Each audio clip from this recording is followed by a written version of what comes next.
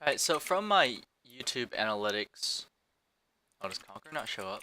Conquer the Black Moon. From my YouTube analytics, my videos against Gill Lapis, my videos of the matches against Gill Lapis, whether it was Sylvia versus Gill Lapis or Seer of the Blue Moon versus Gill Lapis, those had the highest views. Not necessarily the highest comments, but the highest views. And so I have this feeling, just based on statistics, that people are very interested in Gill Lapis. Um, and I think part of the reason why is because there's not really a good Gill Lapis build. And the reason why there's no good Gill Lapis build is if you look at him, well, it's kind of hard to read here. I'm gonna pull him up on the Wikia here. This should pull it. Conquer the Black. Okay, let's look at this. So when we evaluate rulers, we have to evaluate the front side just as much as the back side. Whereas I think when most people were looking at this card after the spoilers, they just kind of ignored the front side, or they said, "Oh, hey, that's really strong. Your opponent pays one more to activate Regalia," and then they saw the back side and was like, "Whoa, this can cancel Refrain. This is like a built-in kill spell, and then this God's Art is like ridiculous." But you have to evaluate this side as much as the front side. And if we look at the front side here, your opponent pays one more to pay Regalia's activate abilities. That basically says this card does nothing unless your opponent is playing Regalia. So Judgment costs a 3 and a front side that does nothing in a lot of matchups, I would say. Means that Conquer the Black Moon, like Gill Lapis, you're playing a vanilla front side or vanilla ruler side in most cases. And so you have to have a strategy that can basically work on its own without a ruler support. So like Seer the Blue Moon I played without even using the J ruler side, simply because your chance standbys costing 1 actually completely changed the viability of so many chance standbys. Whereas here, it's like we don't even have a ruler. We don't even have Clockwork Magic Furnace. Like, at least Clockwork Magic Furnace has a Liberator of Wind front side. It says that you can, at the start of the game, put like a magic stone from your stone deck to the top. We don't even have that. We have just a vanilla ruler on the front side with a judgment cost of 3, and one of those costs is a moon. So building around Gill Lapis is going to be next to impossible. It's more like we build a deck and then we just kind of throw Gill Lapis in as uh, as something that we can judgment something we can judgment into that is very powerful. So that creates a lot of problems. Because the backside doesn't necessarily lend itself to anything. It's not like the backside says like your like certain J or certain resonators get like this kind of buff, or darkness resonators I don't know, get +2/+2. Like there's no ability like that. It's literally just like super selfish. Like you get a pitch black moon that helps Gill Lapis. You have space time control, the Gods Art, which does help you, but doesn't really help anything else you have. And then you have like a sort of like a built-in -2/-2 that costs 2. So you're basically paying 1 mana for -100, -100, but you have to do it in intervals of 2. So that's not even like a reliable kill activation, or like a removal activated ability, because -2/-2 doesn't hit a lot of things that can probably block Gill Lapis. Hits a lot of 1 drops. It doesn't hit a lot of like 2 drops or above. So I don't actually see us using this that much. Maybe as a way to change combat math depending on how they block. But we're gonna get a pitch black moon. So there are 2 ways to look at this.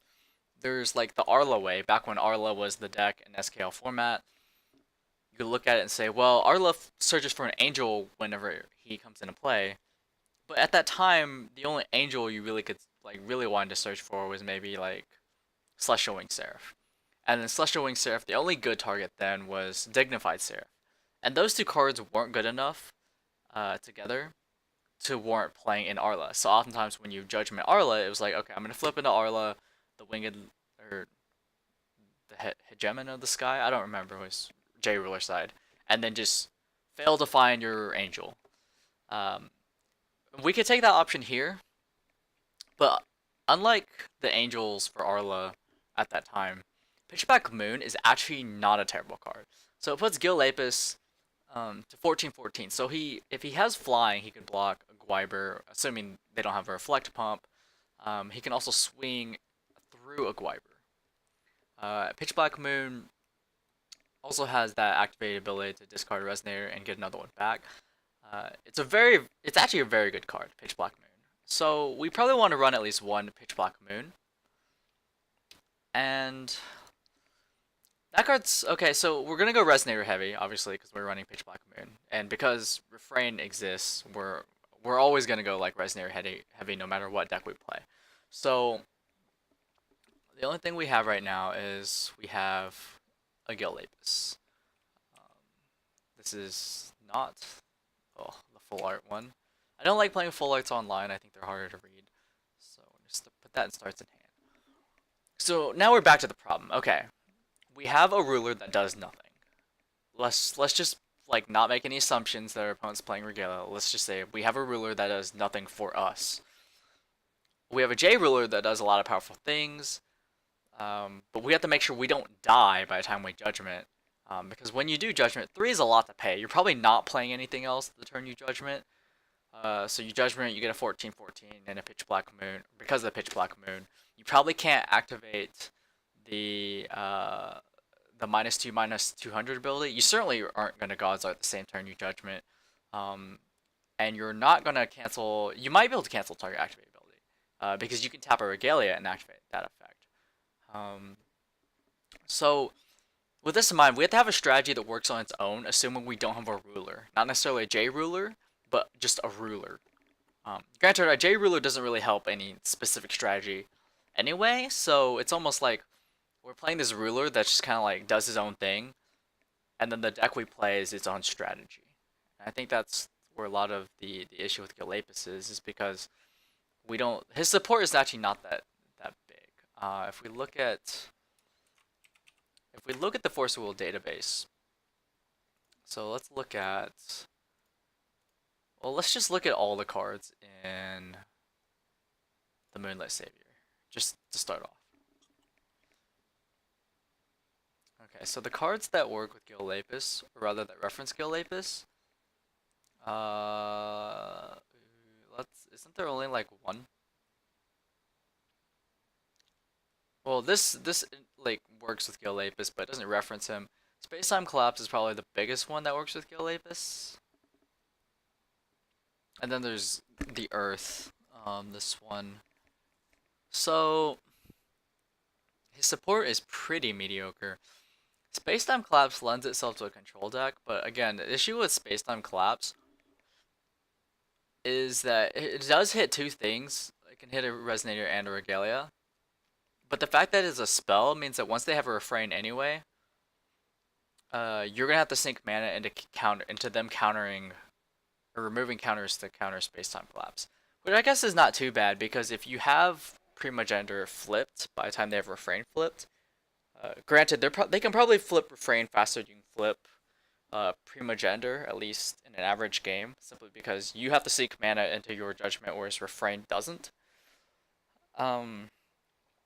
Then this card can be kind of awkward, but you might be able to actually beat past a Refrain by activating your ability to cancel Refrain's remove counters ability. So this card may actually not be that bad. The only thing is that destroying a Regalia, I would argue it's not even that huge. Like, destroy Resonator for 2, that's the same thing Stoning Death. We do lose the instant speed part of Stoning Death, so I almost want to play Stoning over Space-Time Collapse. Or just like play a tap out style deck, because we're not gonna leave up mana anyway in most cases until after we've like Judgment into the J Ruler side. So maybe it's fine that it's playing at chance speed, but destroying the Regalia, It's actually not that impactful. I guess we can take out like some change the world orbs or something. Um, but this goes back to a problem. What is a strategy that doesn't really care about the ruler? I can think of one. The initial thought is aggro. So is aggro is efficient because it plays a bunch of efficient cards like Lancelot, 2 mana 6/6 swiftness, very efficient, especially with that pump ability. You can sink redstones into him later to increase his damage. Lancelot's like never bad. Um, so just general aggro strategy like Ruck Egg Thug, very consistent, especially off the Ruck Egg, uh, and you're filtering through Guinevere. That sort of strategy lends itself very well to almost any ruler. You can like build, I don't know, Valentina 2.0 aggro. You can build Yggdrasil the World Tree aggro. Uh, those cards are efficient by themselves. But I would say that if you're gonna build aggro, you're probably just gonna get outclassed by Reflect aggro because when their dudes can get +2/+2, they can swing into yours and not trade. Like literally just trade up.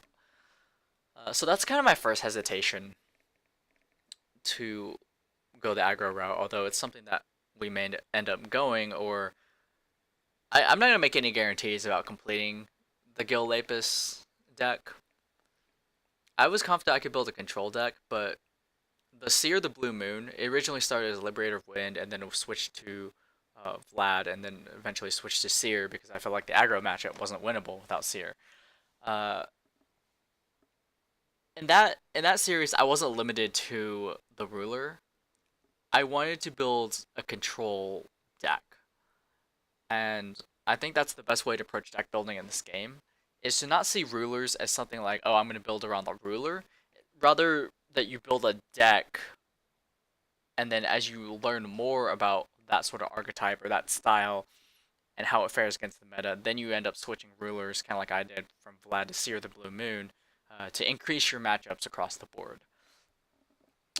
And so, with that in mind, we want to build like, well, we have to build a deck. If we're gonna lock ourselves into Gill Lapis, we have to build a deck that works on its own. Um, and that's difficult because the initial thought is aggro. Other things that work on their own, you could build control Primogenitor, but I have no idea how you beat aggro as Primo. Um, like aggro has to be drawing like Stone Cold Dead or just be an awful player for you to beat it as Primo, like a Primo control. And I can say that with confidence because on a few times whenever I wasn't recording on Untap, I would just fire up like an aggro deck on here, and I'd play against like a Primogenitor deck. A lot of the variants were either mid range or control, and then I would just crush them with aggro, and I just kind of like remind them why like you can't ignore aggro, and you can't build these decks that are super slow and don't do anything. Um, so I mean, Gill Lapis, I don't think there's a reanimator route. Um, but I think Blazer does that better. There's, like I said, the control route with, especially since you're gonna have a pitch black moon. But again, I don't think you can hold up to aggro. So what can we do with Gill Lapis? Well, let's just go ahead and play the space time collapse, because if you are playing against a deck that does play Regalia, this card is actually like a built-in 2-for-1. So it's very strong. And then I think you're gonna play Illusory Demonic Globe. I think you're gonna play this card. Is there one that doesn't? Okay. So this card allows us to flip Gill Lapis back and save him if necessary. Allows us to spend activated abilities of J Resonators and Judgment faster. So okay, we could build around Gill Lapis if we really wanted to, and say let's Judgment as fast as we can, so we can get rid of his ruler side that basically does nothing, and then get into the J ruler side that does a lot of things and has a 14/14 dude on board. A couple problems with that. One is Gill Lapis doesn't fly, so if they have like Cheshire Cats or something, we can't really swing. We just be swinging and then just getting chumped. And they're developing their board by still calling stones, playing dudes. And if we rush to judgment, we're probably maybe on 2, 3 stones and not really doing much of anything. We could run Apollo to get flying, but then the issue is, what are we doing with Apollo? Apollo has two things. Well, it does three things. One of them static. One is it gives our J ruler flying. Okay, that's really good with Gill Lapis, to be honest. The other thing is that it can bounce a resonator. Okay, well, what resonators are we playing? Because we actually want to utilize all sides of Apollo. Because if for some odd reason we don't want to Judgment Gill Lapis, we don't want to have these dead cards in hand with an Apollo. So one approach might be to play Awakening Resonators. But then you have the problem of clunkiness, right? What happens if you don't see the Apollos? What happens if you see the Earth instead? The Earth can't pay for Awakenings. It can only pay for activated abilities. So then you have these cards that have Awakenings, but you can't activate them until you hit the right Moonstone or until you hit Apollo. So I don't think that's a route we can go. And for the record, I did try that in draft once. I built a pretty heavy Awakenings deck with a decent number of moon sources. I'd say it had like 3 moon sources, and I still felt that wasn't enough. I had a lot of awkward hands where I'm just like casting Wolf in the Moonlight for a 2 mana 5/5, and even though it was limited, where a 2 mana 5/5 is more acceptable, that's not gonna cut it in constructed. So we have the issue of Gill Lapis does things, but what are we doing besides Gill Lapis? We can't just like bank completely on Gill Lapis. What happens if we don't have the Earth in hand? So we don't even have a cheaper Judgment cost. If we just like turn forward Judgment, like that's awful. We need to be doing something.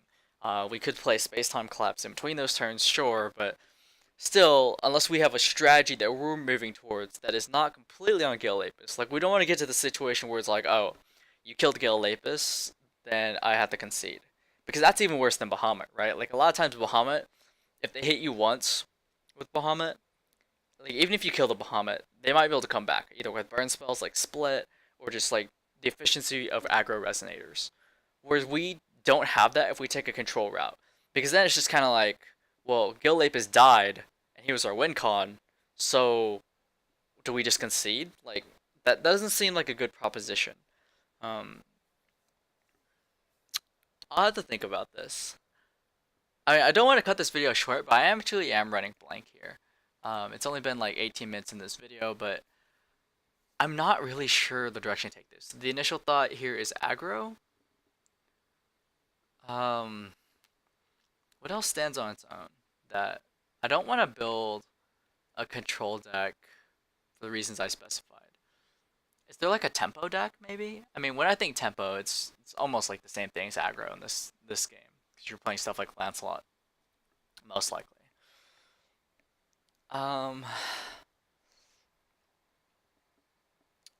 Let's see. We need a strategy that works on its own.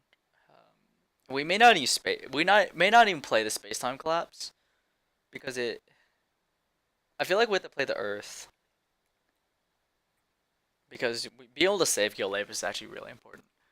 We're probably gonna play one Pitch Black Moon, so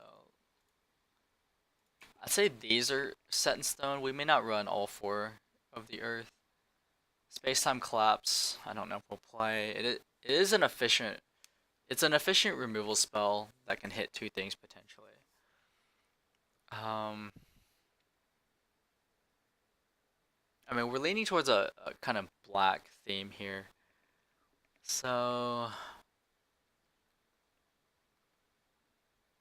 wish there was a card like Destroy All Resonators in play. That's not like Pandora of Light. Okay. Well, if we go to the database here and look at the cards, I mean, what do we really see here?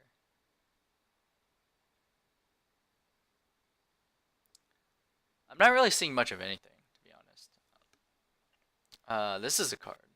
It's expensive, so to remove a 2-drop, we have to pay 4. Granted, we can reduce its cost with Apollo, but then if we don't have Apollo, this card becomes mediocre. Say we go green-black. And green-black, I would say that for going base green-black with base green. Well, that may not work either. Green-black base green has this problem of you do have to hit your black sources. Like you have to be able to cast space-time anomaly or space-time collapse if you're gonna play it. Green's a good color though, I will admit.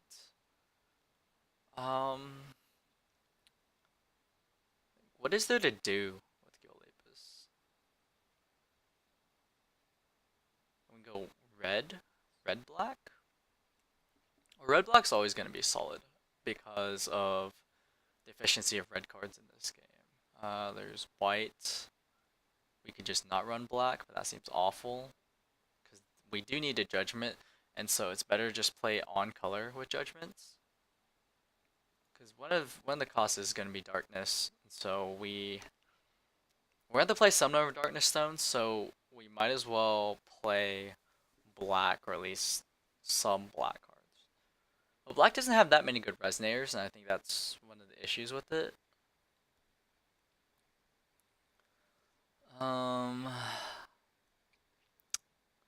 Well, there's Lucifer. So let's say if we go this here the blue moon route, we can say, okay, well, the way I beat aggro in that was to stabilize early, especially on the draw. With Seer, you can do it. And then play a Lucifer on like turn 4. And then at that point, you can threaten to just gain life off Lucifer. Like, Lucifer will block pretty much everything aggro will play. And then when it swings, it'll gain you 9 life. And so that can often put you out of burn reach against aggro. So we could play Lucifer. But I can't just think of individual cards is the problem. There has to be a strategy that works with Gill Lapis.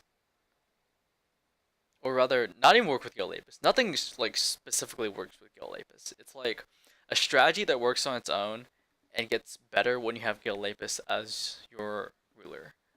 So let's see. I mean, aggro is one of them.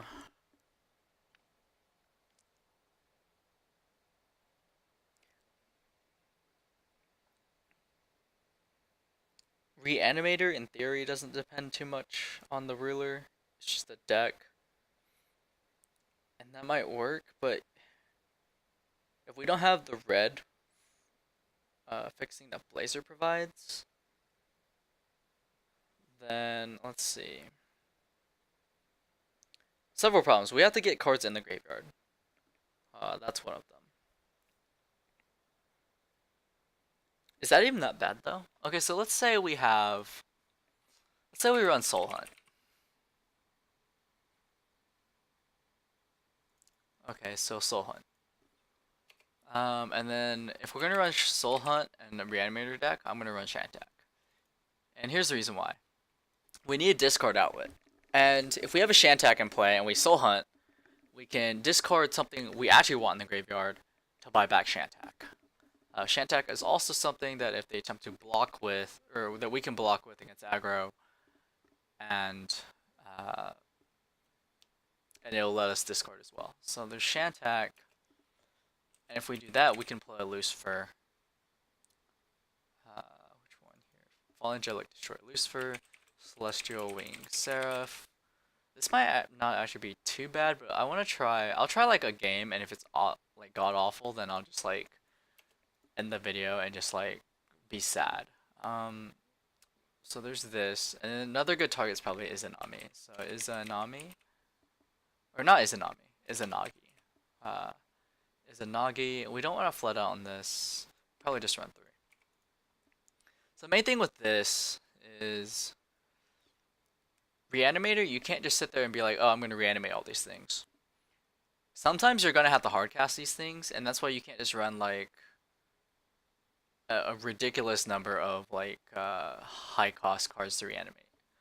So if we just go white black base, well, we're gonna have to run Book of Ivan.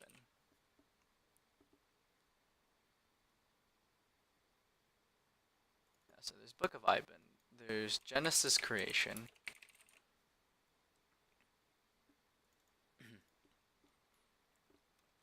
And there is Shadow Doppelganger, but I don't know how much I like Shadow Doppelganger. Shadow can't be countered by Refrain. But is that really the issue though? Because if you think about it, what they're gonna board in against you if you're a Reanimator is like Zeke's to shuffle your graveyard, Horn to shuffle your graveyard, or Fetal Movement to remove cards from your graveyard. Shadow Doppelganger only gets around Refrain's ability to counter Book of Iban, like counter a normal spell. Whereas I feel like we'd Judgment into Gill Lapis anyway against Refrain. At least that would be the idea. And then from there we can counter Refrain's abilities to counter our normal spells. I'm not happy with this though. We have a lot of cards that don't do anything. Book of Iban doesn't do anything. Genesis Creation on its own doesn't do anything. If your graveyard is not stocked, those cards are actually just dead in your hand. Izanagi, Celestial Wing Seraph, those cards cost a lot to hardcast, so we're probably not going to be able to hardcast them, especially against aggro. We are literally just going to depend on them being reanimated. There's Lucifer that we might be able to cast on turn 4, but that's assuming we did other things up to turn 4. So, what can we do here? Shantak is not bad. Soul Hunt's not bad. So we have 8 discard outlets. I don't like that ratio. I actually want I want cards that give us discard outlets, but also are more impactful. Shantak himself is not impactful. That's completely given. Certain. Shantak himself is not a card that does anything. Soul Hunt, arguably the same thing. Not a card that does anything. Space-Time Collapse is a removal card. It's one of our few removal cards, so not too bad, I guess. What is something else we can play? Is there something that just gives minus? I don't want to run Endless Night. That kills a lot of weenies, but I don't against a. Oh, we can run Sign the Future. Yeah. Against a Swarm deck, we can run Sign. Probably run 3 signs or something.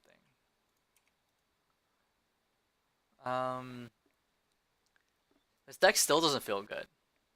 And it doesn't feel good because we don't have cards that do things. What if we ran if I run Prowler Prowler of Niflheim. So this card is a 1-drop that oh my gosh. Is it a really good no scan other than this one with the Forcible Stamp? Okay, so when it enters your field, put the top 2 cards of your main deck to your graveyard. Couple problems. One is, what if we put our Book of Iban or Genesis Creation in the graveyard? Well, we don't really have a way to buy that back. We can buy Resonators back with Pitch Black Moon. But not being able to decide what we discard is a problem. So with the current cards, it doesn't look like there's a way for us to reliably discard what we want. Unless we run 40 Thieves. Guinevere and 40 Thieves are probably the best discard outlets. And I'm not comfortable. Guinevere 40 Thieves. I'm not comfortable splashing red in this. This is why it's better just play Blazer if we were to take that strategy. That way we always have access to red and we don't have to run red stones. So this strategy in general doesn't seem like it's going to work. Just given the current cards. So let's go ahead and remove these cards that would make up Reanimator. You can try it if you really want to, but I don't think it's going to work out for you if you want to really pursue this. So the Reanimator route is a bust, and then there's the aggro route. The aggro route may not be terrible, it's just that Reflect does it better. So what are some things we can do in the aggro route? We can run Lancelot.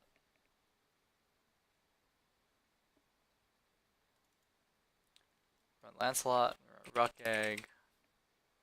Like just run all the good cards, all the good red cards. So Lancelot, Ruckegg, Guinevere, most likely.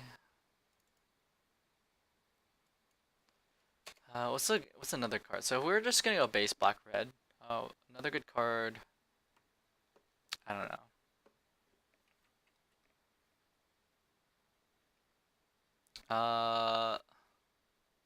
I mean, one Lev is probably fine, to be honest. One Levitine. I'm a little concerned because the globe doesn't feel like it's doing work here. If we go this route, then we don't. I mean, we don't have to run the globe, and we may not even have to run the collapses here. The globe doesn't pays for an activated ability. Well, our dudes don't have activated abilities. At least not ones that cost moon. So if we go this route, we don't even run globes, I don't think. We can run Leviton. We might be able to run the space-time collapse. It's almost even better to run Apollo than the globe here, but we need a way to save Gill Lapis if needed. What are other cards? Flame King Shao is a good card.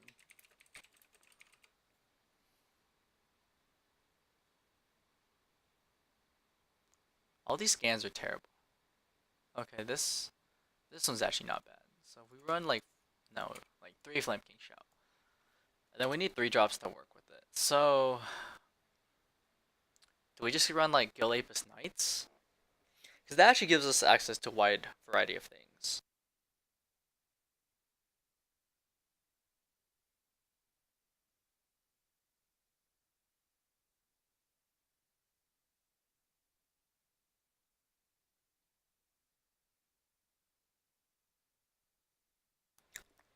Because if we have Percival and we have stuff like Bedivere, we can hit Gwyber.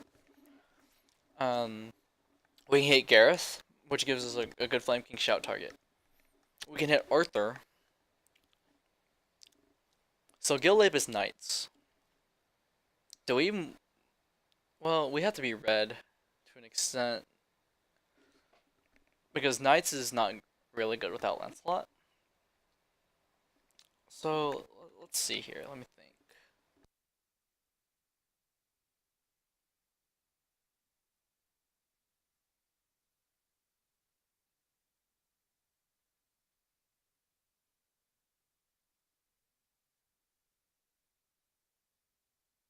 We can make this a Ruler's Moria deck.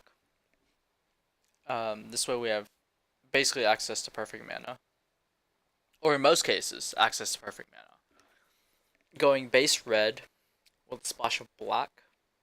That feels awkward because Knights is like red-white, and we have black. Like red, white, black. That's Mardu in Magic, but it's not like Mardu in Force of Will.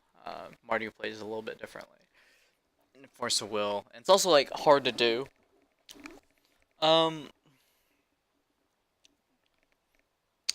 We'd run 4 Rulers of Moria, 4 Scorched Bales, probably 2 red white stones, heat rays.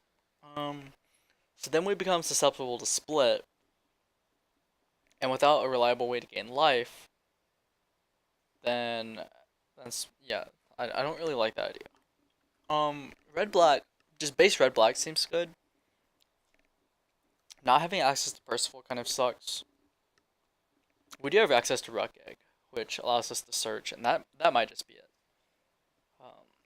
So Ruckegg, Cthug, Thugs. So there's that Ruckegg, Cthug. So if we're not gonna run Knights, then Gareth is not really a good option for putting into play with Flame King Shout. Because we don't have a reliable way to search it, and Gareth by himself is just kind of awkward. So, what is there? There's Keeper of the Past.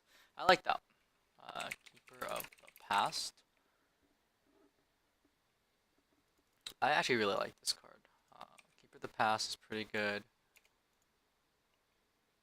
Um, Part of the reason why I like this one is that it's a 8/8 removal spell, so even though it doesn't have swiftness, it does do things, which I think is important. Like it's an 8/8 body that removes something in most cases. And if you have a Flame King Shout in your graveyard, uh, then you can remove a lot of things. So there's that. Or it can also remove Cathug. Cathug is also a good target because it costs Cathug costs 3. Probably like, huh? Do we want to remove? Do we want to run the Pumpkin Witch? I feel like we would, just for that additional reach, probably. I don't know. It's Pumpkin Witch is easily splashable because it's 1 black, 2 colorless. Gives your dudes flying. Leviton is good. Um, we could run Little Dread, but without Elvish Priest, like Little Dread, I ran in my Sylvia list because the difference between Little Dread with Elvish Priest and Little Dread without Elvish Priest is actually pretty big. But I think Little Dread, like, as a 1-of is definitely fine. Okay, so we'd run, like, 1-ofs, like Susanoo, most likely. So 1 Susanoo, um, 1 Athena, most likely. We can search Athena later game. Athena's not, like, something you want to run a bunch of because Athena by herself doesn't do anything except, like, get big and do some damage. Whereas, like, Keeper of the Past actually gets stuff off their board. So it simultaneously advances your game plan while hindering theirs, whereas Athena might get in damage, assuming they don't have like Cheshire Cat block or something like that. So I like going up on Keeper of the Past a little bit more. Little Dread, we're gonna run at least 1 Little Dread because Red is a toolbox in this game. Like Red is so ridiculously strong. Um, all of these are just like hard to read. We're just gonna run this one. I like this art, and the scan is not terrible, even though it's not the English one. We're gonna run at least 1 Little Dread. So we've got like um, 3 toolbox cards we can search for. What else is red that's good? Um, well, if we're gonna run 4 Guinevere, we might actually go up on the number Little Dread. I just need to think about this. So we have Ruckegg, Cathug.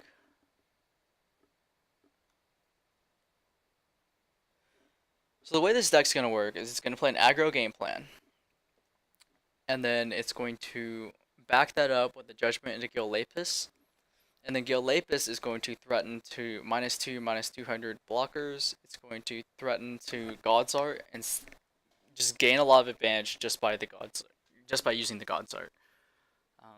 Which I think matches up with aggro pretty well because if you're playing a control deck and then you flip into Gill Lapis and then Judgment, or flip into Gill Lapis and then God's Art, if you're playing like mostly reactive control, then you haven't been putting on threats. And so if they have removal in their hand, it's just kind of like, well, now that you've used God's Art, you've given me threats for me to target with my removal. Whereas if you are playing a very proactive deck and then you Judgment into Gill Lapis, and then you God's Art, you probably have some threats on board, and you took some of the best threats out of their deck. So that creates a situation of absolutely immense pressure. And so this is actually starting to look like a pretty good deck. Some things are we're gonna lose the Reflect aggro, probably Reflect Italian Agromancy. So we probably want some way of I don't want to put Robe's main, but I feel like that might be correct. I need to think about this. What is something that's good against red that's only good against red?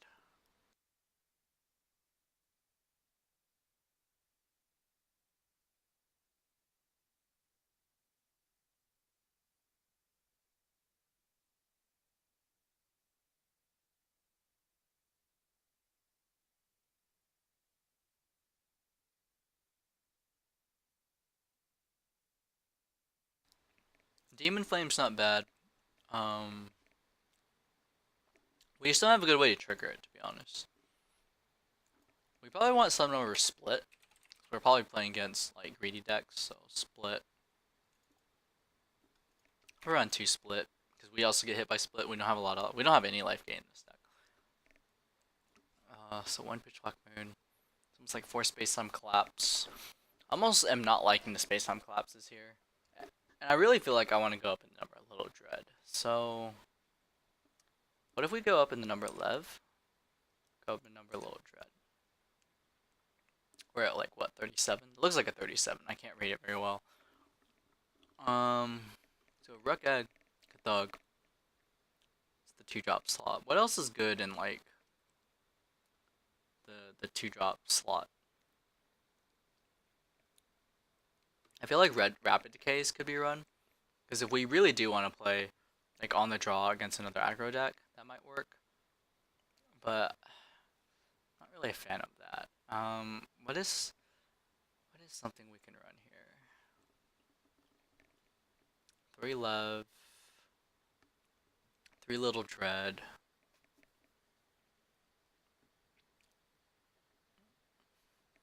I mean, this is a pretty typical like aggro deck, except we can run Space Time Collapse because we're also running black, even though we're base red. Actually, I don't know if Space Time Collapse is a good idea.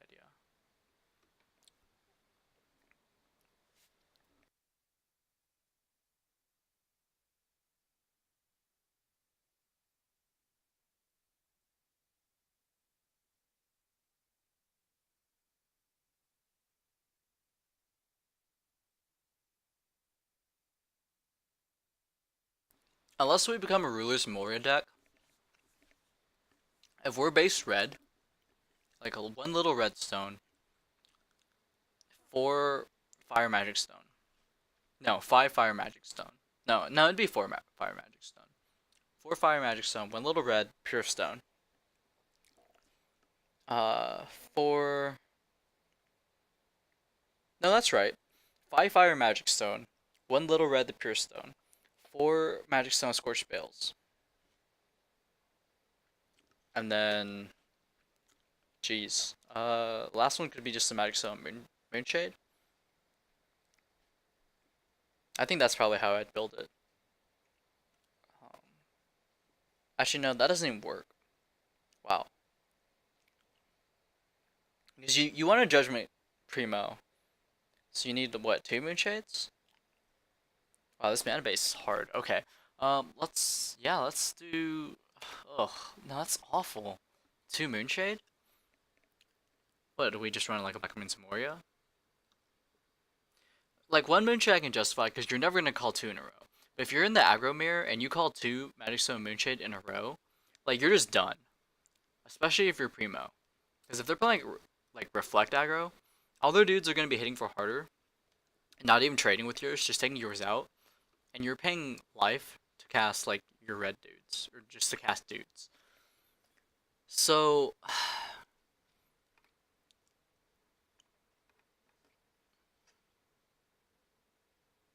maybe we can make this work by running the Earth. No. Oh, God, that's hard. The Earth is problematic because it's only good with Primo. Like, if you have multiple copies of the Earth in your hand, they're just dead. So, I mean, the Earth reduces Primo's judgment costs, or it doesn't reduce. It pays for Moon for that judgment cost, so you don't have to run like 2 Moonshades or something. But it's not good with anything else. It literally does nothing with your resonators.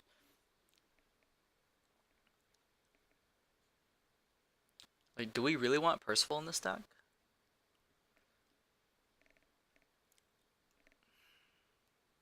Like, this is so painful. Just sitting there thinking about this. Like, how do we build this deck?